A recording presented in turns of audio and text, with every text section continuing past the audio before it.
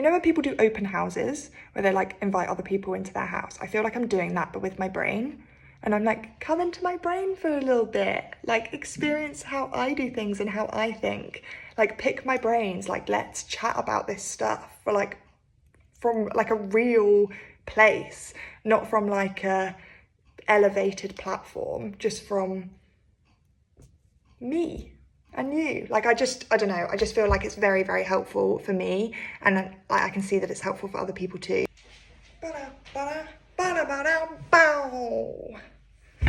Been a while, hasn't it? I'm back, and I want to do this more, I promise. I've got a little bit of a contents for you for this vid. Had my hair cut off, and I've gone for like a 60s flick vibe today. If you can hear anything in the background, it is Dora teetering around with her little nails on the hard floor, which is very annoying.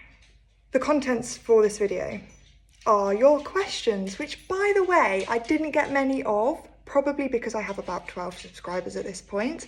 However, you mean the most to me. The questions that I'm going to go through are: how did you handle the transition? How do you handle your individual way of doing things, pre and post medication? There's a bit of chat about work, so I'm going to talk about how my work is affected, if I've got any tips for you guys, and then I'm going to have to shut her out. She's been bloody annoying. She's had to be shaved because she missed a groom, and it's really embarrassing taking her to work because I would never choose a dog that looks like a squirrel. Okay then, how hard life was in general compared to that feeling of like actually living. I'm going to go into a bit more detail about that, and also like how to transition from one to the other.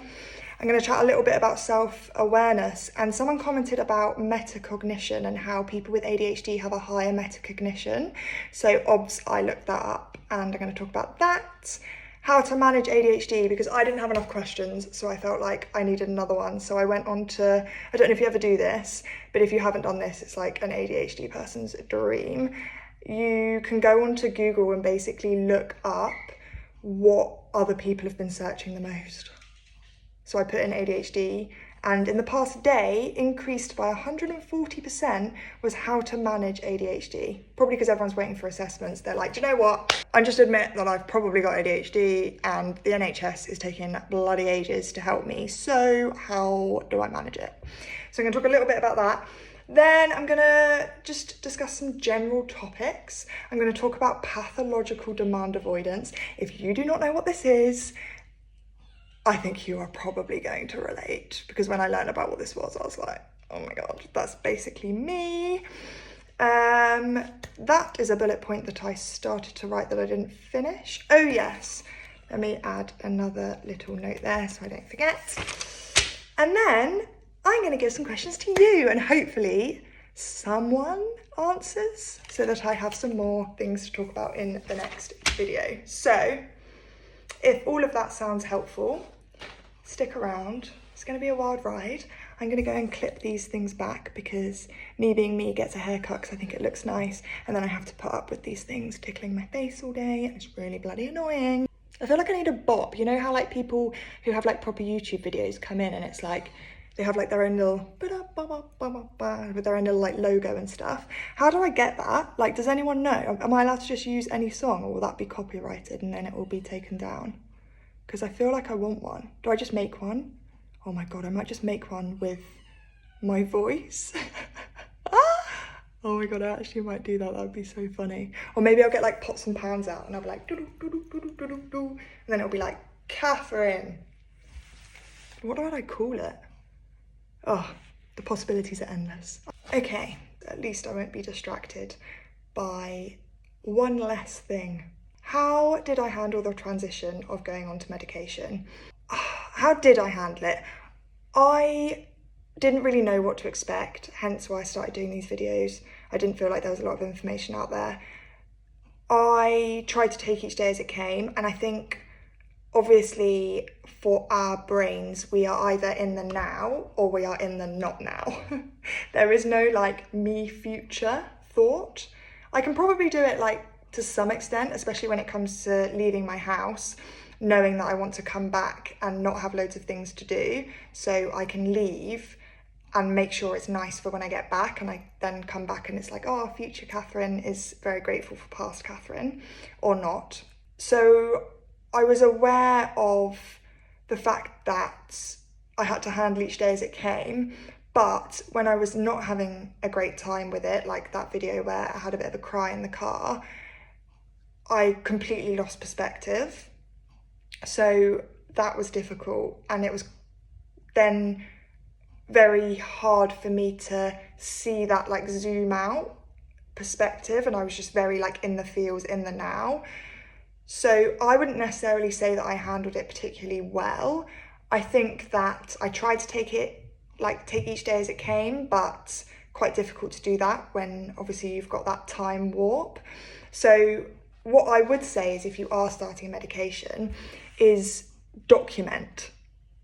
Even if you have like a bit of paper next to your bed that just says, how did I feel on medication today? And you're rating yourself between 1 and 5.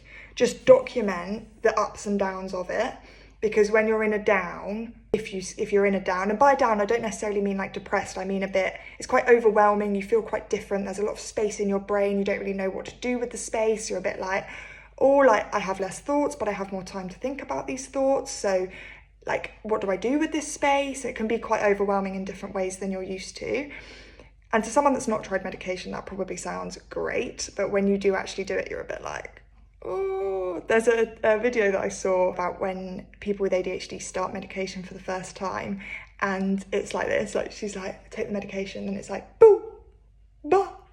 It's like echoing in her brain. That's literally what it feels like, because there's just so much space in there. So I would definitely say document, even if it's just like, have like the expectations of yourself super, super low. All you have to do is just score 1 to 5 every day. And then maybe you could have like a little notebook, and you can like journal if you wanted to put more thoughts down. Maybe you're noticing specific symptoms, in which case you could like do a little symptom tracker. Now I'm like, I want to make a symptom tracker for you all, because that's just who I am, and I get excited about spreadsheets. I would also say don't commit to anything or anyone, and that's not because I'm saying you're not going to be able to do it. It's more, if you're feeling a little bit unsettled one day, make sure that any plans you have made are with people or doing things that you can just say no to if you're not feeling it. That's really, really important.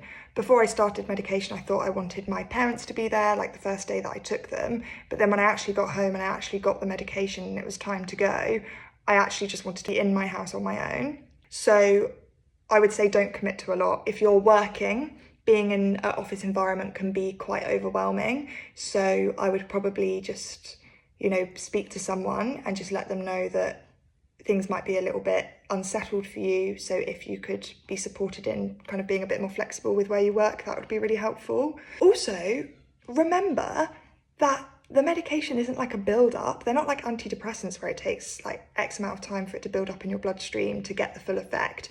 You can like have the medication, you might not enjoy it that specific time, and then it will be out of your system that evening. And then you can decide not to take it or take a different dose the next day, like in line with your consultant or whoever's prescribed you the medication. Definitely something to check with them before you take the meds home. Just remember that if you don't like it, it's not forever. It's not like the wind has changed and your face is stuck. Oh my goodness, there's a ringlet. Huh. In terms of like titrating the dosage, be very sure before you change your dose. Down, less so much, but if you're going up, like there would be times where I'd be like, oh, I think I can go up. And then, a week later I'd be like, oh, I'm really glad I didn't go up. So you kind of want to consistently want the same thing before you actually change the dose. I think that's just generally quite important for people with ADHD, because your mind can change. You can be so like, I definitely want this, it's 100% what I want to do. And then an hour later even, you can be like, oh, maybe I don't want to do that. So just track how you're feeling about dosage and just make sure that it's a constant. It's much better to stick with what you know rather than making a change. Otherwise, it's quite difficult to kind of keep tabs on what dosage changed what experience. And do you see what I mean? It's all like there's a lot of variables. So the dosage is one of the variables that you do have control over.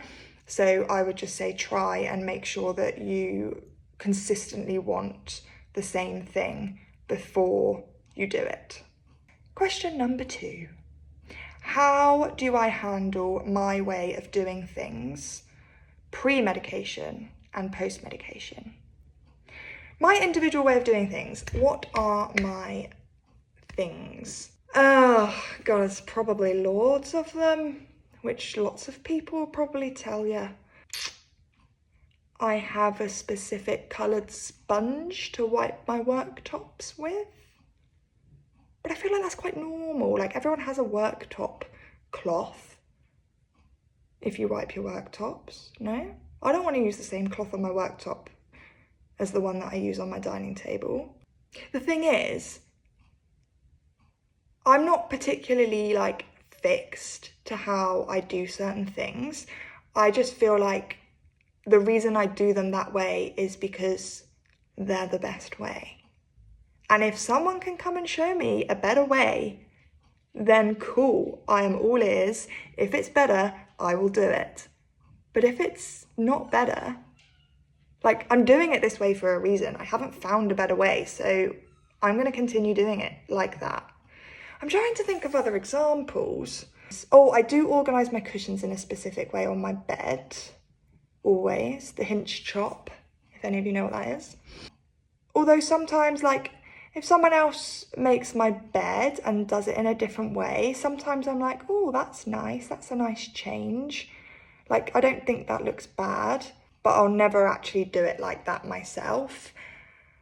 And I don't know why that is. I think it's because I like a constant environment. Like, I don't really like it if things in my environment change a lot. And I'll kind of get back to that point in a bit. Post-medication, my attitude towards my individual way of doing things definitely has not changed. Let me be very, very clear. I still do all of those things. But what I would say is that the medication gives you a bit of time to think. So if someone questioned the way that I did something, if I wasn't on medication, I'd probably like go straight to the point and be like, what do you mean? Like, this is how I do it. This is how everyone should do it. Like, show me a better way. Da, da, da, da. Whereas being on medication, I feel like I have that extra little bit of time between someone saying it to me and then me responding. I've got a bit more space to then reflect before I speak, I would say. Do you like my nails, by the way? Very unlike me to do something like this on my nails, but I'm kind of feeling it, you know? It's like, is it gothic because there's hearts? Probably not. But I feel like it's death love. I digress. To summarise, I don't really think the way that I've handled them changes. I just handle them by doing them. I think as well, actually, a good point is, like, who does it affect? Is it affecting me? Do I get really, really stressed if something's not done that particular way? And if I do, like, is that justified? But then also, if I'm living with someone and the way that I'm doing something is really impacting them, then that's definitely a conversation to be had. If it doesn't, then I don't really understand what the problem is. And I think some people are so quick to jump to like, it's OCD or no. And it's like, stop labelling me. I just like to clean my worktops with a pink sponge, okay? You can change it to blue if you want. I don't mind. I just need to have a different sponge for the worktops because it's hygienic. I think just rain check, like just check yourself. Like, what am I doing that's particular and that's a specific way as you're spending more time with other people, especially if you're like cooking with other people or if you're getting ready to go out with someone else. See how they're doing things, look at the way you're doing things, have a conversation about it. Like, is it weird that I do it like this? Like, people that you trust, people that aren't gonna tell you things that aren't helpful or like use things against you. Like, is it helpful that I'm doing this? Is it normal? Would you say that's particular? And just like pay a bit more notice, I guess, to the specific things that you do. And I think it will soon become clear whether or not it's a problem. Yeah, that is how I feel. Work. Is my work affected? And if so, how? And do I have any tips? My work is definitely affected. I care about work so much. Like, too much sometimes. Because I work in a career that I really, really care about, and that's really important for people with ADHD, because obviously we put lots of effort into things that we really care about. I really want to do well, and I really like helping people, and I really like seeing people happy, and if I can contribute to that, then I've had a great day. I love seeing results. I love seeing where my efforts have made a difference. I love being able to just generally make people's lives easier, normally through bringing in processes, which some people don't really like, but I just love a process that helps everyone. Basically just gets rid of like inefficiency. I hate inefficiency so much. So if I can help people save time, like reduce lag time between departments and things like that, I will. However, that being said, there's definitely a risk of over-processing. I think that I can be very rigid in my thinking, especially because I manage a team and I can literally, like, the formatting of my documents is, like, if there was an army for spreadsheets, I would be the one that everyone would have to follow, because my formatting is so good. But do I spend too much time on it? Probably.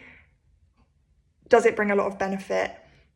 Probably not generally to people, but when I'm then referring back to these spreadsheets or whatever it is, my brain is clear because it's not distracted by errors and being like, that's in bold, that's not in bold, or like that cell is highlighted and that one's not highlighted. It's just distracting for me. Everything needs to be uniform in the army of Excel. The Excel army. How else is my work affected? I find it incredibly difficult if I have multiple channels of communication open at one time. If I am working and it's like bing, email, I'll be like, oh, and then it's like phone, oh, and then it's like ding, Google Chat, or like it will take me so long to get back to the thing that I was doing. So I basically just shut everything. If I'm concentrating on a task, I will shut everything off and focus on the one thing that I'm doing, and then I'll just let my team know, if you need me, contact me through this method, and that's the only thing that I'll have open, and I'll have it on silent, and I'll periodically check it when I need a bit of, space from the task at hand. Another way that my work is affected is, I would say I am very all or nothing. I'm either doing the work or I am not doing the work. If I'm doing the work, it will be like my best work, or I'm not doing it. I hate putting my name to something if I feel like it's been rushed or it could have been done better. And I think that it really impacts me and probably other people that I work with, that I don't like the term perfectionist because I don't think perfect exists, but my version of perfect, like my best, my potential, I think it can be a bit frustrating for people that I work with sometimes if I'm, oh, we can't do that until this is done. And sometimes people can be like, well, what's the worst that can happen? Like, what's the risk there? What value would that take away if you don't wait for that to be done? Sometimes I don't even stop to think about that. I just know that I want that to be done first, because otherwise maybe my results will be skewed or whatever. But what I should do is actually think about that. I should take a step back and actually be like, actually, how will my work be affected if I don't get this done first? What would that actually look like? Is that a big deal? I don't like deviating from a plan. I like to have a plan, because if I don't have a plan, then there's no fun at work. Like, the planning is more fun than the execution most of the time, as I'm sure you all know. I like everyone knowing they're on the same page. I like everyone knowing what they can expect from me. I say what I do and I do what I say. That is me down to a T. Like, if I could summarize myself in a slogan, that would literally be it. Hence why I always say that I'm not posting videos regularly. I'm just doing them when I want to. I definitely want to post them more regularly. I want to do them more regularly, but I just know myself, and I know that when I want to do one, I'll just do one. Like today, I was out in Clapham with my friend, and I just had like an urge. I was like, you're going to post a video today. You're going to get back and you're going to post a video.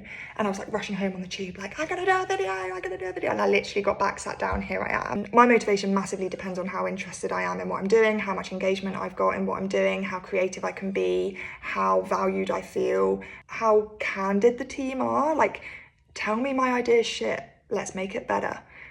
Like, I will not be offended. Obviously, everyone in the workplace is different, and not many people have that attitude. And if they do, maybe they say they do, but they actually don't. And I think sometimes my direct way that I communicate at work is very to the point. And I think sometimes people might be a bit taken aback by that. So I just kind of say it. Like, I hope that the way that I come across is open enough and self-aware enough for people to be able to just say to me if there is a problem. But I'm also very aware that I can come across as a little bit intimidating, especially because I'm 6'3", probably doesn't help.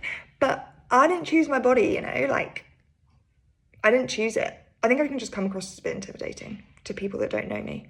I feel like the tone of voice that I use in what I say is as if things that I say are gospel, but I'm actually very flexible in my thinking. Like, if someone has like a better idea, or if they want to change something, or if they want to question something, like, I welcome the challenge. Like, challenge me up, let's get into it. That's all cool. But sometimes I do think that people don't realise that because of the way I communicate. So that definitely affects my work, and then that can cause problems later down the line, because then people can have conversations without you knowing, and then it comes back to you and you're like, why didn't you just say this to me? Because we could have changed what we were doing. And that's on me. Like, I should be creating that environment more. And I say the words, like, does anyone have anything to say? Like, does anyone disagree with what I'm saying? But maybe some people just don't feel like they can. But I also just feel like that's not on me. Like, I'm literally giving the opportunity to say no, or give the opportunity to challenge it, or to disagree. And then it is, like, that's kind of where the buck stops with you, you know? Like, other people then have to be able to back themselves and take that opportunity. Tips. My tips for ADHD and working are time blocks. I don't know if you guys know what time blocks are. I'm getting very excited now because I'm talking about time blocks. I actually run the time management training at my work because I just bloody love time management. Not in my personal life, just in my work life. Time blocks are basically where you block off time in your diary to do specific tasks. So when I open my laptop in the morning, my whole day is already planned, and I have like breaks, lunch. I plan like when I'm going to check my emails, which is 2 lots of half an hours in the day. I have my tasks that I need to do. I have contingency time where I can move other things into as they come up, because obviously some things are reactive and you need to be able to use that time straight away. And then the second my like day is full, like I don't do any more than that. And then if something comes in that's really urgent, it will be obvious that I can move something that's like, you know, the deadline's tomorrow or whatever, I can move that out and put that one in. Or I can go to my boss and be like, this is how I'm spending my day. Literally just take a screenshot of my diary. This is how I'm spending my day. I've been asked to do this report. What shall I move? Or shall I say no to the report? Magic. Also, the time blocks are flexible. It gets to 10 a.m. I've worked for an hour. I need a break. I don't have a break until 11:30. I just move that breather time block. It's what I call like a little break, a breather. Move that breather time block up, move everything else down, job's a good one. I literally personalise my day as I'm going, but I always make sure that it's accurate to what I've done, because then if anyone ever questions like my productivity, or if they're like, oh, we like don't think you're spending your time well or whatever, I can just show them my diary and be like, this is what I did every minute of every day since I started this job. Please tell me how to improve. Can you tell I was the teacher's pet at school? Well, to be fair, only some teachers' pets, depending on the subject and the teacher. The other thing that I do that is a godsend, I massively, massively urge you to do this if you have ADHD and you're finding work difficult. Have an MVP for the week. For those of you that don't know, that is a minimal viable product. So that is like, if I do nothing else this week, I will class this week as a success if I complete these things. Up to you how many you do. I normally stick to about 5. But then, if I'm ever in a scramble in the week, I just stop and I go back to my MVP list and I just work through those. And sometimes I've done them by a Tuesday. And I'm like, this week, like even though I haven't done all of these other things that I was meant to do, I have done my MVP. And share your MVPs with your boss. At the end of each week, be like, this is my plan for next week. Do you want to change anything out? And then at the end of the week after, if you've done those and your boss like is like, you know, you haven't done these things or whatever, you can literally say like, we agreed these MVPs. And I would say that I use the MVP list more when I'm going through like a low motivation stage. Like I don't tend to need it so much when I'm feeling really driven and ambitious and hungry and I've got lots of energy and I'm being creative and I'm innovative and I'm on a project and I'm making plans and I'm making processes and my team are hitting target and everything's great. I don't really need it as much. But when you're starting to hit that slog, maybe you've got some annual leave coming up, you're kind of pushing to the end, get your MVP list, agree it with your boss, stick to the list, and give yourself a massive pat on the back for doing your MVPs. How hard my life was versus now, where I feel like I'm actually living. What's the difference? How would you advise to change from one to the other? When you have an ADHD brain, especially pre-diagnosis, if not just after diagnosis, or even if you're like questioning if you have ADHD, like your brain has so many channels at once. It's like, police officers walking around with their radios, and it's like, it's like all these different people talking all the time. And it's like, what channel do I focus on? Like, where do I put my energy into? It can be so difficult. I used to think that that was normal, and I used to think that everyone else just managed it really well. Obviously, then I got diagnosed, and I was like, oh, that's not normal. I just basically started to decide which channels I was going to listen to and which ones I wasn't. Like, every time a thought came into my mind, I'd be like, is this a helpful thought? No. Cool. Bin it. Move on. Like, that's literally it. It's like dating, I guess. Like, do you like this person? No. Bye-bye. Do you like this person? Yes. Maybe I'll see them. It's literally look at channels in your brain like you're dating. Like, does that thought provide value? Do I enjoy thinking about that thought? Is it helpful for me? Am I obligated to do that? Maybe it's like you need to put the bins out. It's like, oh, actually, even though I don't really want to, I do need to listen to that thought. That's important. And basically just create buckets in your mind of like, this is the thought I need to listen to. This is the thought I don't. This is the thought that's helpful. This thought is really unhelpful. You are not your thoughts, people. You are not your thoughts. You are the thing or the person, the entity, if you like, that decides what to do with your thoughts. That is you. Your thoughts are not you. Everyone has thoughts. Everyone probably has weird thoughts, sometimes intrusive thoughts. So it's about how you deal with the thoughts. That is more important than the actual thought itself. I used to really care about what people thought of me, and I would try and fit in, and I would be like, why is that person getting invited to that dinner and I'm not? And I don't want to be at your dinner if you don't want me to be at your dinner. I don't want to be with you if you don't want to be with me. Do you know what I mean? Like, and just kind of changing that mindset to, these are not my people, so I'm going to go out and find my people. I am going to personalize my life. I literally, like, when you're playing Sims, right?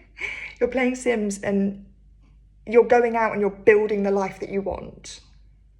Like, people don't see life in that way. People are like, all this stuff is happening to me. Like, I don't have any friends, which, like, granted, can be really difficult and isolating and lonely. And I'm not saying that that's not the case. What I am saying is, if you don't feel like you have any friends, and this is kind of me saying this to myself as well, like, Catherine, if you don't feel like you have any friends, go find some.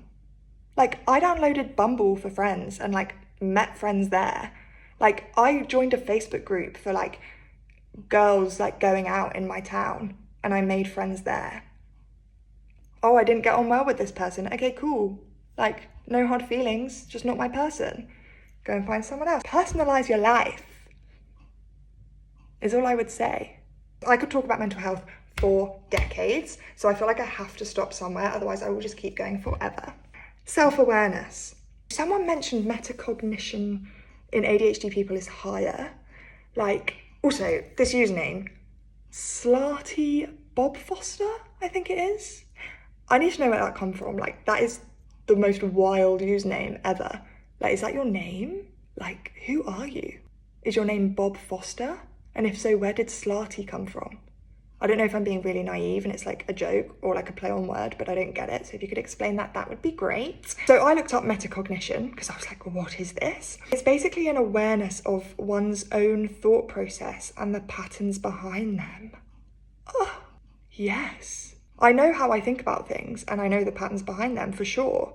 And then when someone comments on them, I need them to understand where I'm coming from before I can then hear where they're coming from, because I just need to check we're like starting from the same place, you know? Because if you don't get what I'm saying and you're responding to what I'm saying, then we're not going to go anywhere. We're just going to be like chasing each other around. So like, do you understand why I think like this? Okay, yes, cool. The floor is yours. You know? I definitely have a high metacognition. I think I do anyway, but I don't really understand how I couldn't, because who else sits here and talks about the way they think for as long as I have, if they don't have higher metacognition than normal? My self-awareness, like my mum was actually saying to me the other day, oh, I need water. I don't have one of these bottles, game changer. It's called Camelback, and I love it. I've had the same water bottle for about 10 years because I've just never found a better one. So if anyone else has a better one, you let me know. My mum was saying to me the other day that my self-awareness has like massively increased over the last few years. And I think that's because I've realised that I don't have a normal brain. So I've been like more receptive to understanding how it's different and like what I can do to support it. You know, the whole like skills and pills thing about how you can't just be on medication, you have to do a bit of both, which I think enables me to be a bit more open about feedback. But any of my friends and family know that if I'm doing something that's annoying them, they can sit down and talk to me about it and I'll listen. And if I agree that it's something that I want to change, I will change it. Like, I can change so quick. Like, if I want to change something about myself, I can change it. But I think that sometimes it's just some things I don't want to change. And I'm like, well, if I change that, then I won't be me. And I want to be me. So I'm not going to change that. And I think it's just remembering that you have the agency to make that decision, whether you're going to change it or whether you're not. But all of that being said, the point still stands. People with ADHD are very, very self-aware because they have to be, because they know that they're different. They've known that they're different for a long time and they don't really know why. And then they finally find out why. And then they're thrown into this like ether of the internet because the NHS basically just says, see ya. And you're like, what is ADHD? Like, I'm not that kid in school. I did my homework. And what does that mean? And I don't feel that hyper. And I feel like I can focus quite well. And all of these thoughts come into your mind. Like, you're going to be more self-aware as a person because you have been through that. You know? So, yes, basically, I agree. Self-awareness is definitely high in people with ADHD, and sometimes it might not seem as though it's high because we're like bouncing off the walls all the time. But if you actually sit a person down who has ADHD and say to them, like, something you said upset me, or like, I didn't really agree with the way that you did this, like, they will always be willing to have that conversation with you, in my experience anyway. Sometimes we just feel like we need to get you on the same page as to why we did it like that before we can then have the conversation about whether or not that was the right thing to do, if we want to change it, and if we agree that we want to change it, then we will change it, no problem. So hopefully that's helpful, because I do think that there is a bit of a misunderstanding in society that people with ADHD maybe aren't really aware. They're just like running around causing havoc everywhere they go. But in my experience, if someone with ADHD is hyper, that means that they are excited, or they like what they're doing, or what you're saying, or what is about to happen, or they're passionate about something and their brain is excited about it, it's getting dopamine from it. So take it as a compliment. And sometimes you just need to be like, sometimes I ask my friends to like just say my name. Like sometimes I literally ask them if I'm kind of going off on that weird like woohoo, literally be like, Catherine, because that will kind of snap me back into the now and be like, yeah, listen to me, you're being annoying. And I'll be like, why? What have I done? And they might, I don't know, sometimes I pause the TV too much. They might be like, stop pausing the TV. And then I'll be like, can I put subtitles on then? Because I don't want to miss it. So it's just about finding what works for you, and just make sure that you're communicating with the people that are around you, that you trust, that you care about, that you know they have your best interests at heart, that they can communicate honestly with you and you will always take it seriously, because sometimes you just need to say those words for them to feel more comfortable in doing that. But the point still stands, people with ADHD are very self-aware. How to manage ADHD. Oh, this was the search term that increased by 140% in the last 24 hours. This is a whole video in itself, but the first thing that came to mind is organise your home. It will be really hard, you will hate doing it, but the effects are out of this world. When every single item in your home has a place, your mind will be so much clearer. Like, you know, when you're looking for something and then you go somewhere and it's there, you get that all the time. All the time. When you walk into a room and something is like, you know, there's like clutter out on the side, that like clogs my brain up like that. If there's like a pile of something on the side, that will spark like 5 more channels in my brain to open. So if that's not there, and I walk into the kitchen to do something, nothing's distracting me from doing that thing other than things that I'm creating in my brain from myself, rather than it's being created from something visual. Like, I call them visual indicators, and I have it so bad. Like, my home environment is a reflection on how well I am managing my ADHD. If my home looks like a show home, which 95% of the time it does, like, my friends and family will just know, like, Catherine's good. The second my home starts to get a bit untidy, things piling up, it's like Catherine's either been super sociable, she's making friends, or she's not coping as well as normal. So my number one tip on managing ADHD is just have a home for everything. Change the home if it doesn't work. Have your tea bags by your kettle. Like, have a charger in your lounge and a charger in your bedroom, so you don't have to keep running up and down and bringing them up and down. Like, design your home with the things that you need in the places that make most sense, and make yourself put them back when you are finished. Because for the first few weeks, it will feel like a massive chore, and it will be like, oh, I don't want to put this away, and it will be, you know, difficult. But I now just do it on autopilot. I literally don't even realise that I'm doing it. Like, I'm done with it, it goes away. Next time I need it, I get it out, and it's in the same place. Heaven forbid if I ever live with anyone ever again, because I feel like that would be quite annoying for them. But then I do have literally everything that they might need. So basically, you'll reap the benefits. Do it. Just do it, even just do it for like one corner of your home. Like, just do it for like your bedside table, or like kitchen cupboards, or your wrapping stuff when you do your Christmas wrapping. Just do it for one area and just see how calm and how good you feel when you come to use those things. You will never go back. You will never go back, I promise you. That is all of the questions. I would like to do more. If you have any more, please let me know. I will also just think generally about other things that I would like to talk about, but this video is very long, so I'll try and be quick. Pathological demand avoidance is known more generally to be an autism trait. However, there's been a recent research study that's come out that's basically said that if you have ADHD, it's a stronger indicator of having PDA than someone who is autistic. So even though there is a link between autism and PDA, there's actually a higher predisposition to PDA if you have ADHD. So the link is stronger, and you're kind of more likely to show signs of PDA. So PDA is not giving people affection in public, although that is also PDA, public displays of affection. But this is actually when you can do a task if it comes from you, but if someone else or something else is hinting or asking or suggesting that you should do a task, it's a lot harder to do. This is why lots of people with ADHD, I should say, put the person before the disability. Often start their own businesses, because if it's their idea and they want to do it the way they want to do it, at the time they want to do it, they're way more likely to actually do it, and they'll do it bloody well because their hyper-focus will be so strong. Whereas if they're working for someone else and they're living under their expectations, it's a lot harder to do it.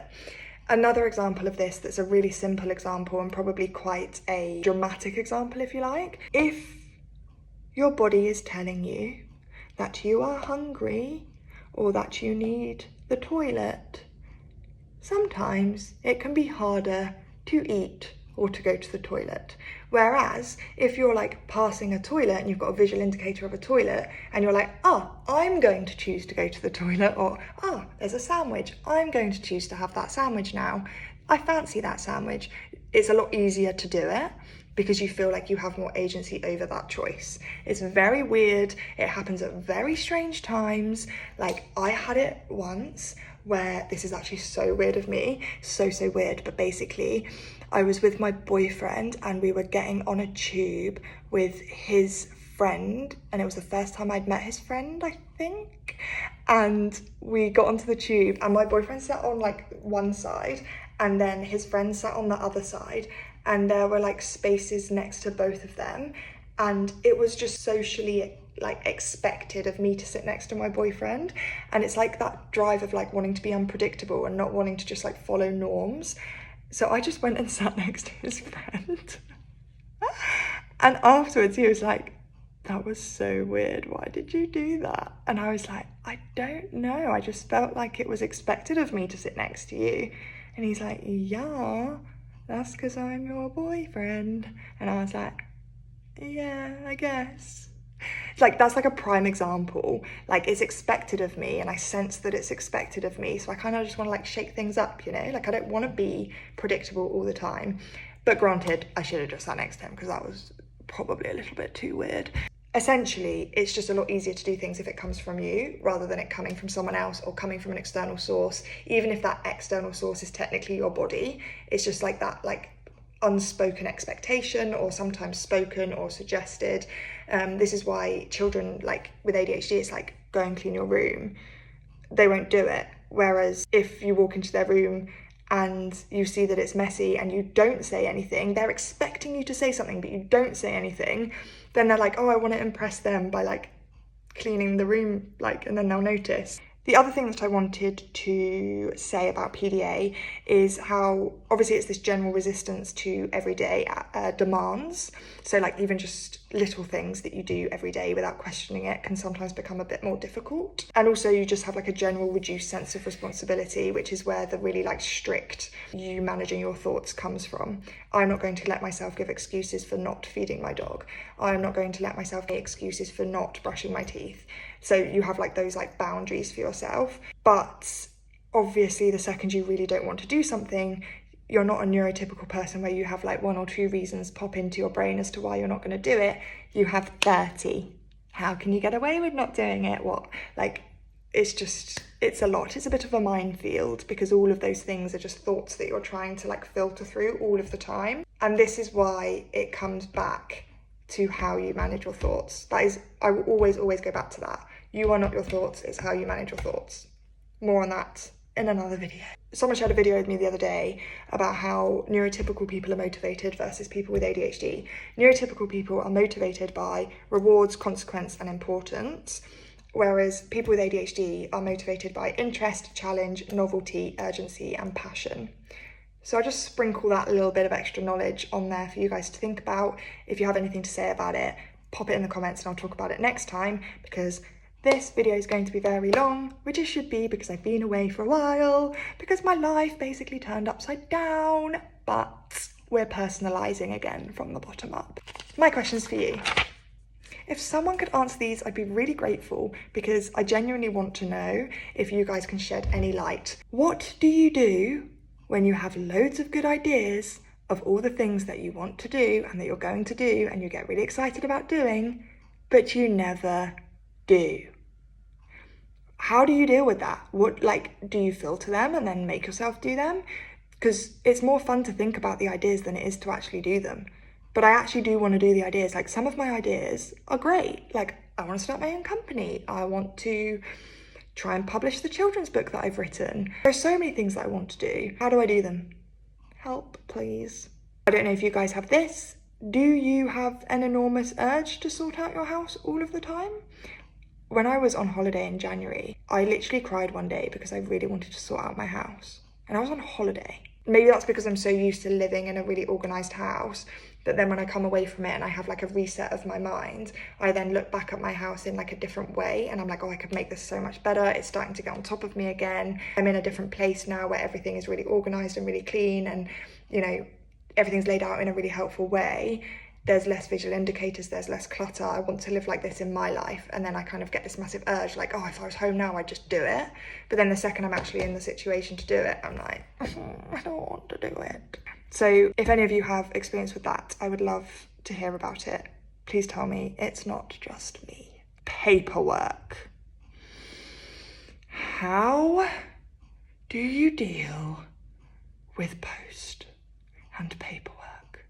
I hate post so much. Sometimes I put a little treat in my post box to reward myself when I eventually have to answer the post box as if it's shouting me. Like when I actually have to like look in the post box and then I like get that reward for my future self.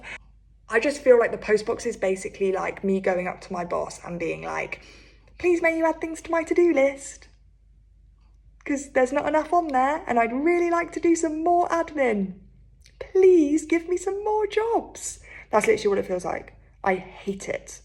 And I need to sort out my system for it. And I'm going to do it when I have time over the next few like months, probably. I was going to say weeks, and I was like, let's be clear. It's not going to happen in the next few months. If any of you have like ways in which you sort your paperwork and your post out, please tell me, because it's something I really struggle with.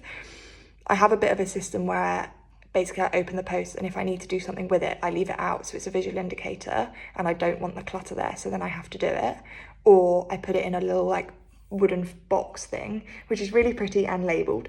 And I put it in there, and then like once every, I don't know, 6 months or whatever, I'll then file all of that stuff away in like a filing cabinet or in like folders, depending on what it is. It's not working. The wooden box is full. There are, off the top of my head, 7 piles of post that I have opened around my house. So please, please, for the love of God, help me with my post. And finally, how do you know when you're doing too much? Because I've seen a lot of people with ADHD talk about this recently, where they know that there's a lot going on, but they're in control of it all and it's going really well, and then that motivates them to do more things. But then the second they start to get into that dip of like not feeling very motivated, like, you know, things are getting on top of them because they've taken on too much, it's like it gets them into a bigger slog. I want to get better at recognizing when I've taken on too much. Is it when you're taking on new things without finishing old things? Is that the signifier?